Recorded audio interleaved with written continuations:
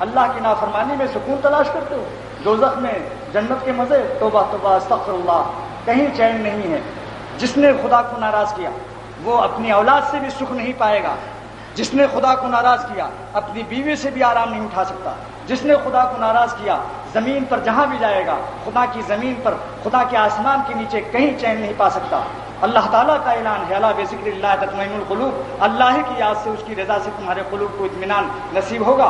اور اگر تم نے خدا کو ناراض کیا فإن لہ معیشۃ ضنکا، تم فیکٹریوں میں ہوگے، تم ایئر کنڈیشنوں میں ہوگے، ہم تمہارے قلب کو غم کی آگ سے جلاتے رہیں گے۔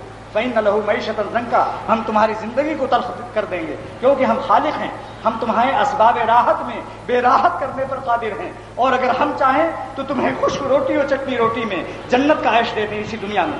امام فخر الدین رازی تفسیر کبیر میں فرماتے ہیں، علامہ امام فخر الدین رازی رحمۃ اللہ علیہ کہ وَاعْلَمُوا، اے دنیا والو سن لو، ان معرفت اللہ تعالی جنت حاضرہ، اللہ کی معرفت و محبت نقد جنت ہے، حاضر اسٹاک جس کو تاجر کہتا ہے۔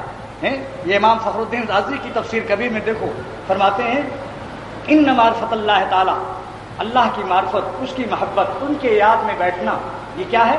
جنت الحاضرہ، یہ نقد جنت ہے۔ ملا علی قاری رحمۃ اللہ علیہ نے مشکات کی شرح میں فرمایا ہے کہ اللہ سے ڈرنے والوں کو خدا دو جنت عطا کرتا ہے، وَلِمَنْ خَافَ مَقَامَ رَبِّهِ جنتان، اللہ سے ڈرنے والوں کو خدا دو جنت دیتا ہے۔ اس کی ایک تفسیر ملا علی قاری نے فرمایا وقال بعض الصوفیہ، یعنی بعض بزرگان دین نے فرمایا جنت فی الدنیا، جنت فی الدنیا بالحضور مع المولا، اللہ تعالیٰ کے ساتھ ان کو حضوری و قرب کی جنت عطا کی جاتی ہے۔ وہ جنت فی الآخرہ بلقاء المولا، اور آخرت میں اللہ کے لقاء و دیدار کی جنت نصیب ہوگی۔ یہ دو جنت ایک صوفیوں کا قول نقل کیا۔